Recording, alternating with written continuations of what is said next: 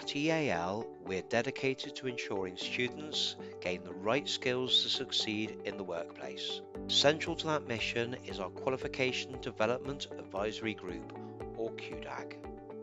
The QDAG brings together senior industry professionals in building services engineering for construction T-levels.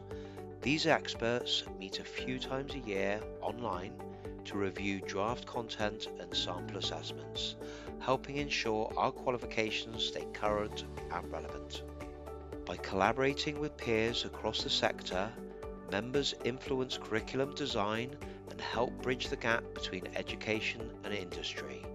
This means learners graduate not just with knowledge, but with practical, workplace-ready skills.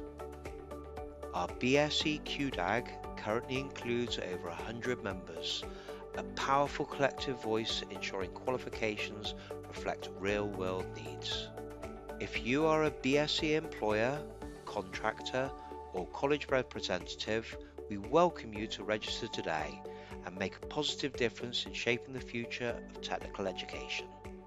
With EAL's QDAG, together we're shaping qualifications that truly prepare the next generation for the challenges of tomorrow.